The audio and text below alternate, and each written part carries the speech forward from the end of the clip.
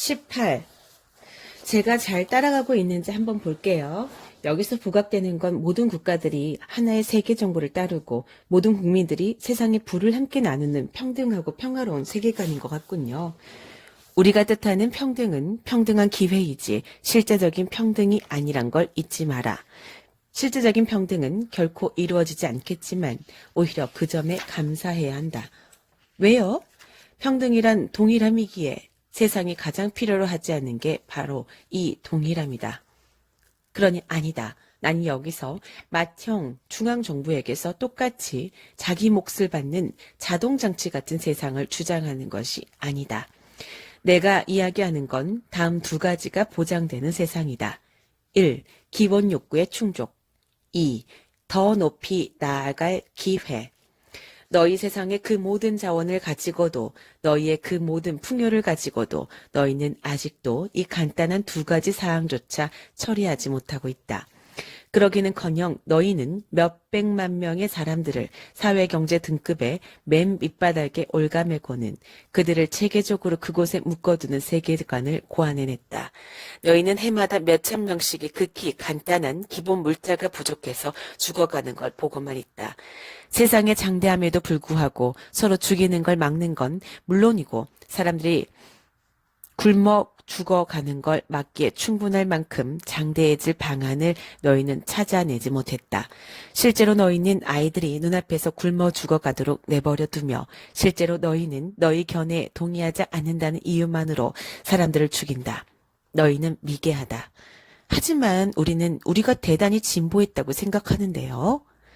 미개 사회의 첫째간 특징이 스스로 진보했다고 생각하는 것이고 미개 의식의 첫째간 특징이 스스로 계몽되었다고 생각하는 것이다. 그럼 요약해 보겠습니다.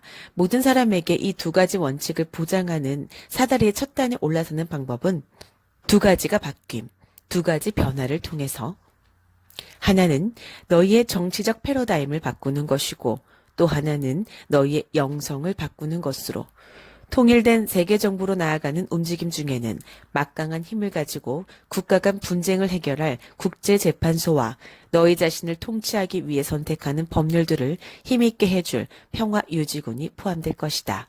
그리고 세계정부에는 각국에서 파견된 2명씩의 대표자들로 구성되는 국가의회와 각국의 인구 비례에 따라 선출된 대표자들로 구성되는 국민대표자회의도 포함될 것이다.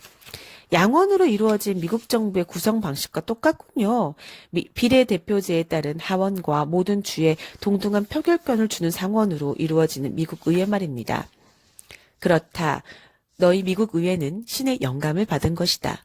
새로운 세계 의회에도 그와 똑같은 힘의 균형점이 잡혀야 한다. 마찬가지로 행정부와 입법부, 사법부가 존재하게 될 것이다. 각국은 치안유지 경찰은 독자적으로 유지하겠지만 군대는 모두 해체할 것이다. 너희의 개별주들이 주 집단 전체에 봉사하는 연방 평화유지군을 두는 대신 각자의 군대와 해군들을 해체했듯이. 그리고 너희 주들이 주의용군을 구성하고 소집할 권리를 보유하고 있듯이 개별 국가들도 언제라도 자신들의 의용군을 구성하고 소집할 수 있는 권리를 지닐 것이다. 그리고 너희 주들이 지금 그러하듯이 국가 연방에 속한 그 160개국들도 자국민의 투표로 언제라도 연방에서 탈퇴할 수 있는 권리를 가질 것이다. 과거의 어느 때보다 그 국민들이 더 안전하고 더 풍족해지리라는 걸 생각하면 나로서는 그들이 그렇게 하고 싶어할 이유를 찾지 못하겠지만 그리고 이해가 더딘 사람들을 위해 다시 한번 통일된 세계 연방이 가져올 결과들을 설명해 1. 전쟁과 살상에 대한 국가 간의 전쟁을 끝내고 2. 참혹한 빈곤과 기하로 인한 죽음, 권력자들에 의한 민중과 자원의 착취를 끝내며 3. 지구에 대한 체계적인 환경 파괴를 끝내고 4. 더 크고 더 좋고 더 많은 것을 얻기 위한 끝없는 투쟁에서 벗어나며 5. 모든 사람에게 가장 고귀한 자기 표현에 이를 정도로 성장할 기회, 진실로 동등한 기회를 제공하고 6.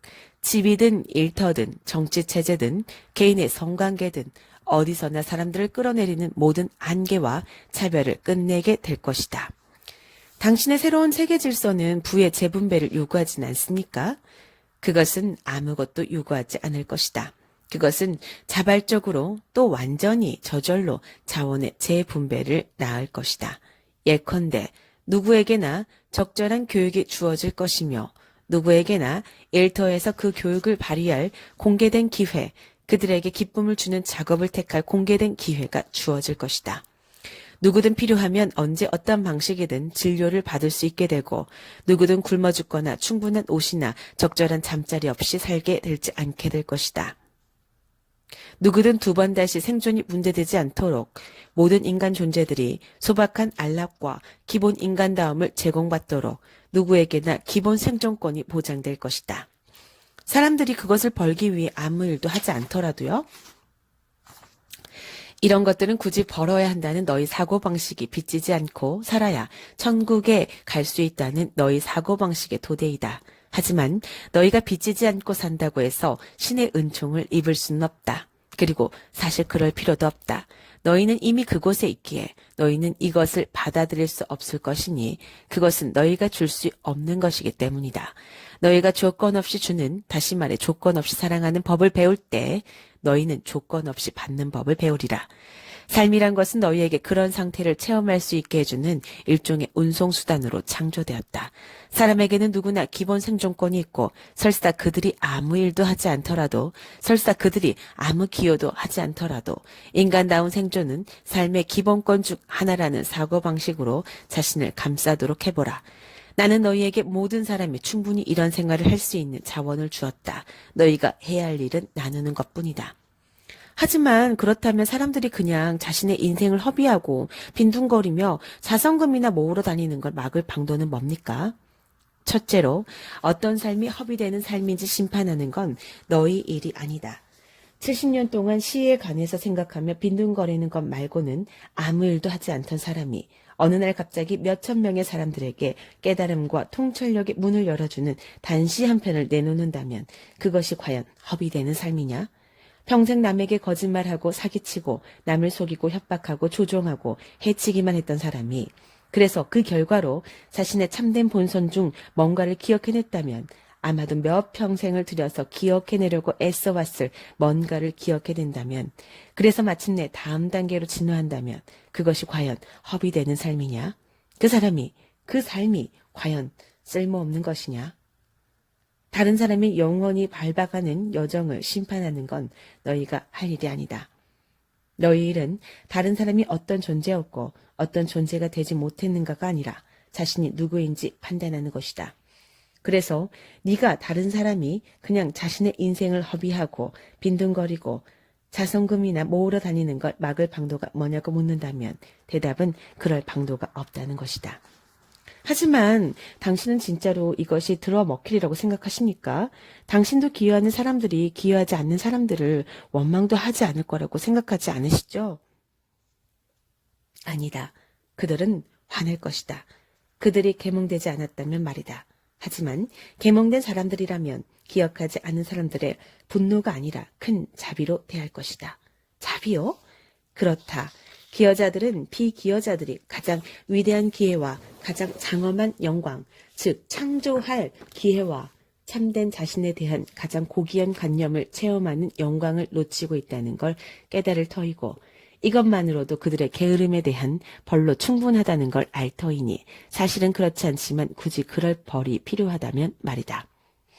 하지만 진실로 기여하는 사람들은 자기 노동의 과실을 가져가서 게으른 사람들에게 주는 것에 분통을 터뜨리지 않을까요? 너는 내 말을 듣고 있지 않구나. 모든 사람에게 최소한의 생존분이 주어질 것이다. 이것이 가능하기 위해서 더 많이 가진 사람들에게는 소득의 10%를 기부할 기회가 주어질 것이고 소득이 정해지는 방식으로 말하면 공개된 시장 원리에 따라 그 삶의 기여 가치가 평가될 것이다. 지금 너희 나라에서 그렇게 되고 있듯이. 그렇다면 부자와 가난한 사람은 여전히 있겠군요. 지금 하고 똑같이. 그건 평등이 아닙니다. 하지만 그건 평등한 기회이다. 모든 사람이 생존을 걱정하지 않고 기본적인 생활을 할 수 있는 기회를 가질 것이기에, 그리고 모든 사람에게 지식을 습득하고 기술을 발달시키며 즐거운 곳에서 자신의 타고난 재능을 발휘할 동등한 기회가 주어질 것이기에. 즐거운 곳이라뇨. 그때가 되면 사람들은 일터를 그렇게 부를 것이다. 하지만 그래도 여전히 부러움은 남지 않겠습니까? 부러움이라면 그렇다. 하지만 질투라면 아니다. 부러움은 더 나아지도록 너희를 몰아가는 자연스러운 감정이다. 2살짜리 아이도 자기 오빠 손에는 닿는 문손잡이를 자기도 잡고 싶어서 용을 쓰기 마련이다. 여기에는 잘못된 것이 전혀 없다. 부러움은 결코 잘못된 것이 아니다. 부러움은 자극제이며 순수한 바램이다. 부러움은 위대함을 낳는다. 반면에 질투는 다른 사람을 더 못하게 만들려는 두려움에 쫓기는 감정이다. 그것은 흔히 원망에서 비롯된 감정이다. 그것은 분노에서 시작해서 분노로 끝난다. 그래서 질투는 사람을 말려 죽인다. 질투는 목숨을 앗아갈 수도 있다. 질투로 뒤엉킨 삼각관계 속에 있어 본 사람이라면 누구나 이 사실을 안다. 질투는 죽이지만 부러움은 태어나게 한다. 부러워하는 사람들에게는 자기 나름의 방식으로 성공할 수 있는 온갖 기회가 주어질 것이다. 누구도 정치, 경제, 사회적으로 억눌리지 않을 것이니 인종이나 성별이나 성적 성향 때문에 억눌리지 않을 것이며 출생이나 계급, 신분, 나이 때문에 억눌리지도 않을 것이다. 어떤 이유든 간에 억눌리지 않을 것이다. 그냥 어떤 이유의 차별이든 차별 자체가 더 이상 용납되지 않을 것이다. 그리고 그렇다. 그럼에도 여전히 부유한 자와 가난한 자는 있을 것이다. 하지만 더 이상 굶주리는 자와 빈곤한 자는 없을 것이다. 보다시피 이런 동기가 삶에서 단순히 절망만을 걸러내지는 않을 것이다. 하지만 비기여자들을 먹여 살리기에 충분할 만큼의 기여자들이 있을 거란 걸 뭘로 보장합니까? 인간 영혼의 위대함으로. 오, 명백히 암울한 너희 신념과는 달리 보통 사람들도 그저 생존하는 수준에서 만족하지 않을 것이다. 덧붙여 2번째 패러다임이 변하면, 즉 영혼이 바뀌면 위대해지려는 동기 전체가 변할 것이다. 무엇이 그렇게 변화를 일으킬까요? 지금껏 2000년의 역사를 거치면서도 일어나지 않았는데 20억 년의 역사겠지. 어쨌든 그 역사를 거치면서도 일어나지 않은 일이 왜 지금 일어나야 하죠? 물질 생존에서 벗어나려면 약간의 안정을 얻으려고 악착같이 성공해야 할 필요가 없어지면 이루고 견디고 장대해져야 할 다른 어떤 이유도 존재하지 않을 것이다. 장대함 자체를 체험하는 것 말고는. 그런데 그걸로 충분한 동기가 될까요? 인간의 영혼은 솟아오르기 마련이니 참된 기회가 눈앞에 있을 때 가라앉지 않는다. 영혼은 더 낮은 자기 체험이 아니라 더 높은 자기 체험을 추구하기 마련이다. 한순간이라도 참된 장대함을 체험해 본 사람이라면 누구나 이 사실을 안다. 권력은 어떻게 됩니까? 이 특별한 재편성에서도 과도한 부와 권력을 가진 사람들은 여전히 존재하는 겁니까? 금융소득은 제한될 것이다. 드디어 여기까지 왔군요. 그게 왜 될 수 없는지 제가 설명해 드리기 전에 먼저 당신이 그것이 어떤 방식으로 운영될지 설명해 주시겠습니까? 그러지.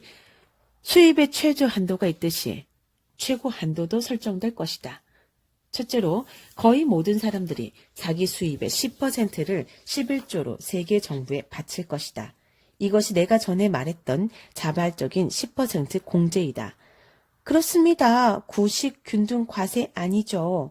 지금 너희 사회라면, 지금이라면 그것이 세금 형태를 취할 테지.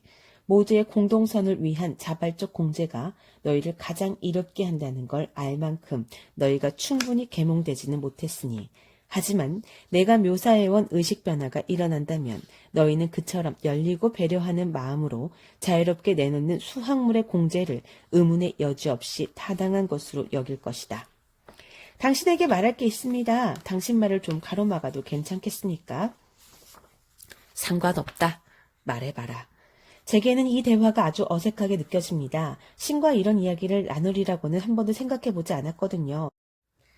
신이 정치 과정을 추천하기까지 하다니요. 정말입니다. 신이 균등 과세를 주장한다는 사실을 제가 사람들에게 어떻게 납득시킬 수 있겠습니까? 자, 나는 내가 그것을 계속 세금으로 보는 쪽을 고집한다는 걸 알고 있다. 하지만 이해는 한다. 너희가 가진 것 중 10%를 나누기 위해 그냥 내놓는다는 개념이 너희에게는 무척 낯선 것 같으니. 그렇지만 내가 이 문제에 대해 어떤 견해를 가진다는 게 왜 믿기 힘들단 말이냐. 저는 신이 그런 일들을 판단하거나 그런 일들의 의견을 갖거나 신경 쓰지는 않는다고 생각했거든요. 잠깐만, 내가 이해가 가게 해다오. 내가 일권이라고 부르는 지난번 우리 대화에서 나는 온갖 종류의 질문들에 대답을 했다. 인간관계를 풀어가는 것에서 적절한 생활 방식, 심지어는 다이어트에 관한 질문에 이르기까지 그런 것들이 이 문제와 어떻게 다르단 말이냐? 저도 모르겠습니다. 그냥 다른 것처럼 느껴집니다. 제 말은 당신이 정말로 정치적 관점을 가지고 계시냐는 겁니다. 당신은 혹시 당증을 가진 정식 공화당원이 아니십니까? 신은 공화당원이라는 게 결국 이 책이 내놓는 진실입니까? 너는 내가 민주당원이길 바랬느냐? 이걸 어쩌지? 한 방 먹었군요. 아니요. 저는 당신이 비정치적이길 바랬습니다. 나는 비정치적이다. 나는 어떤 정치관도 가지고 있지 않다. 빌 클린턴처럼요? 멋지군. 이번엔 내가 한 방 먹였어. 나는 유머를 좋아하지. 너는 그렇지 않느냐? 저는 신이 우스갯소리를 하거나 정치적이길 기대하지는 않았는데요. 혹은 인간적일 거라고도. 그렇지. 좋다. 그 문제에 관해서라면 너를 위해 다시 한번 이 책과 일권이 문맥 속에 자리 잡게 해보자. 나는 너희가 삶을 꾸려가는 방식에 어떤 선호도 가지고 있지 않다. 내 유일한 바람은 너희가 자신을 창조하는 존재로서 충분히 체험하는 것이다. 그리하여 자신이 참으로 누구인지 알 수 있게끔. 네, 저도 그런 건 알고 있습니다. 충분하고도 확실하게요.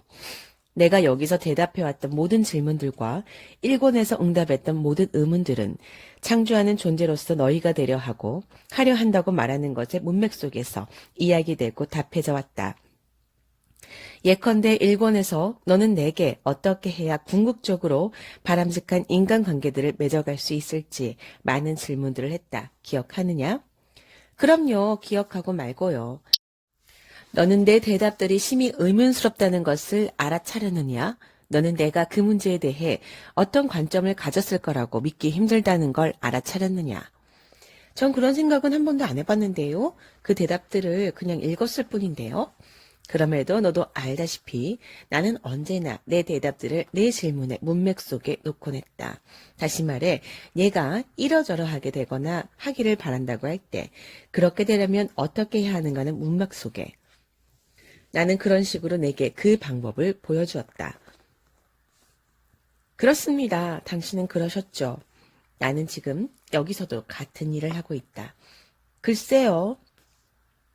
잘은 모르겠지만 신이 그런 걸 말하리라고 믿는 것보다는 이런 걸 말하리라고 믿는 게 더 어렵군요. 내가 여기서 이야기한 것들에 동의하기가 더 어렵다는 걸 깨달은 건 아니고 얘가 그래서 그런 거라면 그건 아무래도 상관없다. 상관없다고요? 당연히. 신의 생각에 동의하지 않아도 된다는 겁니까? 당연히. 그렇지 않으면 내가 너를 벌레처럼 진문객이라도 할 것 같으냐? 사실 전 아직 그 정도로 멀리까지 생각이 미치지는 않았습니다. 봐라. 이 모든 것들이 시작되고 난 이후로 계속해서 세상은 내게 동의하지 않아왔다. 세상이 시작된 이래로 신의 방식대로 행동한 사람은 거의 없었다. 그건 사실일 겁니다. 너는 그게 사실이라고 장담해도 좋다. 몇천 년에 걸쳐서 몇백 명이나 되는 스승들을 통해 너희가 남겨준 내 가르침들을 사람들이 따랐다면 세상은 지금과는 전혀 다른 곳이 되었을 것이다. 그러니 만일 내가 지금 내 의견에 동의하고 싶지 않거든 계속 그대로 밀고 나가라. 게다가 내가 틀릴 수도 있으니. 뭐라고요? 게다가 내가 틀릴 수도 있다고 했다. 이런. 어차피 내가 이 모드를 복음으로 받아들이는 건 아니지 않느냐. 당신 말씀은 제가 이 대화를 중요하게 여기지 않는다는 뜻입니까? 아, 미안. 잠시 그 자리에 멈춰라. 내가 그중 상당 부분을 놓쳐왔다는 뜻이었다. 다시 한 문단 뒤로 돌아가서 이렇게 바꾸자. 어차피 너는 이 모두를 너 나름으로 편집하고 있지 않느냐. 아, 그거 다행이군요. 사실 저는 한동안 거기에서 어느 정도 실제적인 지침들을 얻고 있다고 생각했거든요. 내 감정을 따르라는 것이 네가 얻고 있는 지침이다. 내 영혼에 귀를 기울이고 너 자신의 이야기를 들어라. 내가 어떤 선택사항이나 견해나 관점을 내게 제시하더라도 내가 그것을 자신의 것으로 받아들여야 할 의무는 전혀 없다. 만일 동의하지 못하겠으면 동의하지 마라. 바로 이것이 이 훈련의 유일한 목적이다. 다른 것들과 다른 사람들에 대한 내 의존을 통째로 이 책에 대한 의존으로 바꾸는 것이 목표가 아니라 네가 생각하도록 만드는 것, 스스로 생각하게 만드는 것이 목표이다. 그리고 그것이야말로 바로 지금 이 순간의 나다. 나는 생각하는 너다. 나는 소리내어 생각하는 너다. 이 자료가 가장 높은 출처에서 나온 것이 아니란 말씀인가요? 물론 그것은 가장 높은 출처에서 왔다. 하지만 내가 아직도 믿지 못하는 한 가지 사실이 있으니 가장 높은 출처는 바로 너라는 점이다. 그리고 네가 아직도 확실하게 이해하지 못하는 한 가지 사실이 있으니 그 모든 걸, 내 삶의 모든 것을 지금 이 자리에서 창조하는 것도 너라는 점이다. 바로 내가 그것을 창조하고 있다. 내가 아니라 내가. 그러니 순전히 정치적인 질문에 대한 대답 중에서 내 마음에 들지 않는 게 있는가? 그렇다면 그 대답을 바꿔라. 지금 당장 그렇게 하라. 얘가 그것을 복음으로 받아들이고 그것을 현실로 만들며 어떤 것에 대한 내 지금 생각을 내 다음번 생각보다 더 중요하고 더 타당하고 더 진실되다고 단정하기 전에 내 현실을 창조하는 것은 언제나 내 새로운 생각임을 잊지 마라. 언제나 그러함을. 자, 이제 우리의 이 정치 토론에서 네가 바꾸고 싶은 것이 무엇인지 찾아내느냐? 아닙니다. 늘상 그랬듯이 전 기본적으로는 당신에게 동의합니다. 다만 이 모든 것을 어떻게 생각해야 할지 몰랐던 겁니다. 네가 원하는 대로 생각하라. 이해가 안 가느냐? 너희가 삶을 꾸려가는 방식이 본디 이렇다. 좋습니다. 그래요. 이해가 된 것 같습니다. 저는 이 이야기를 계속했으면 하는데요. 그게 어디까지 갈지 보기 위해서라도요. 좋다. 그렇게 해보자. 당신이 말씀하시려던 건, 내가 말하려던 건, 계몽된 사회들에서는 사회 자체의 공동선을 위해 쓰도록 자신이 받는 것, 너희가 수입이라 부르는 것 중에서 일정량을 떼놓는 게 꽤 흔한 관습이라는 사실이다. 우리가 너희 사회를 위해 검토해온 그 새로운 체제 하에서도 사람들은 해마다 벌 수 있다면 얼마든지 벌겠지만 자신들이 번 것을 지니는 건 일정 한도로 제한될 것이다. 어떤 한도요? 모두가 동의한 임의적인 한도. 그렇다면 그 한도를 넘는 건가요? 세계 자선 신탁의 기부자의 이름으로 기부될 것이다.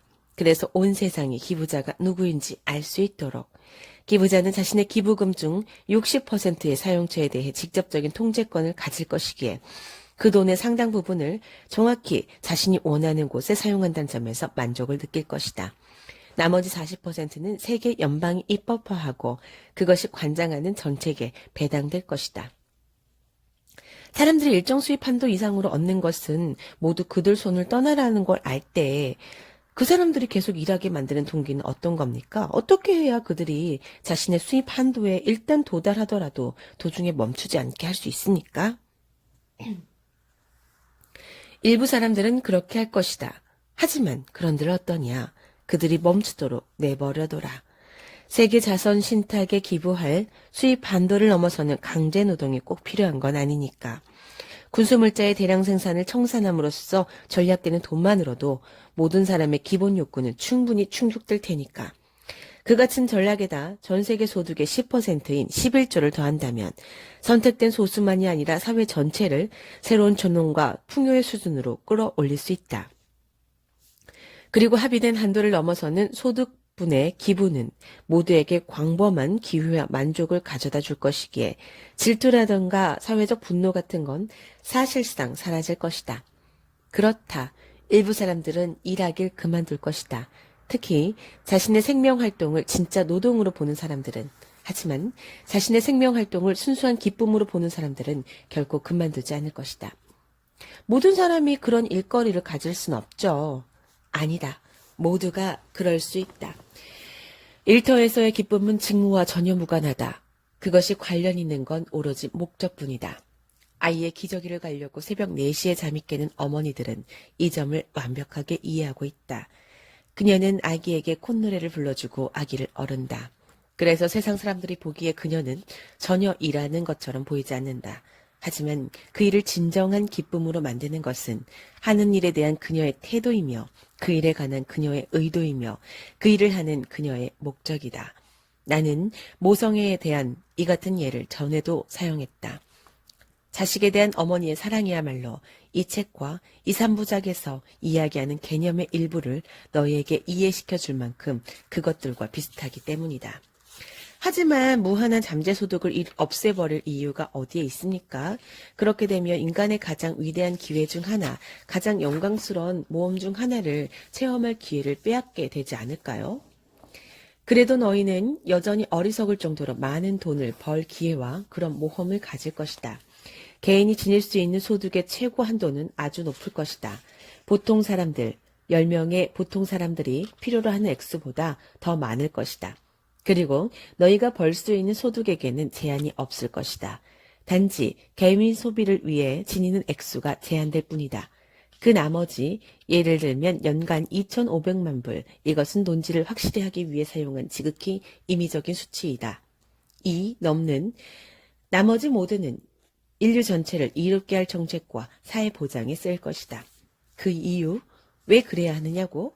지낼 수 있는 소득의 최고 한도는 이 행성의 의식이 바뀌었음을 말해주리니, 즉 그것은 삶의 가장 고귀한 목적이 가장 많은 부를 축적하는 데 있지 않고 가장 많은 선을 행하는 데 있다는 깨달음을 반영한 것이며, 사실 부를 나누지 않고 집중하는 것이야말로 제일 끈질기고 노골적인 사회 정치적 딜레마들을 이 세상에 만들어낸 가장 큰 단일 요소였다는 그의 연이은 깨달음을 반영할 것이다. 다시 말해 무제한의 부를 축적할 기회야말로 자본주의 체제의 초석인데요. 지금껏 세상이 알았던 것 중에 가장 위대한 사회를 만들어낸 자유기업과 자유경쟁체제 말입니다. 문제는 너희가 진짜로 그렇다고 믿는 데 있다. 아니요, 저는 믿지 않습니다. 하지만 그렇게 믿는 사람들을 대신해서 말한 겁니다. 그렇게 믿는 사람들은 끔찍한 망상에 사로잡혀서 너희 행성의 지금 현실이 어떤지 전혀 보지 못하고 있다. 미국만 해도 상위 1.5%가 하위 90%의 사람들보다 더 많은 부를 지니고 있다. 또 제일 잘 사는 83만 4천 명의 순소득이 제일 못 사는 8,400만 명의 순소득을 합친 것보다 더 많은 1조 달러에 육박한다. 그래서요, 그 사람들은 그만큼 열심히 일한 것 아닙니까? 너희 미국인들은 계급지위를 개인이 노력한 결과로 보는 경향이 있다. 출세하는 사람들도 있긴 하다.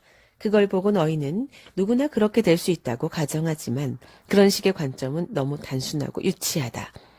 그런 관점은 누구나 동등한 기회를 갖는다는 걸 전제로 하지만 사실은 멕시코와 마찬가지로 미국에서도 부유하고 권력 있는 자들이 자신들의 돈과 권력을 움켜잡고 어떻게 하든 그것을 더 늘리려고 애쓰고 궁리하는 판이다.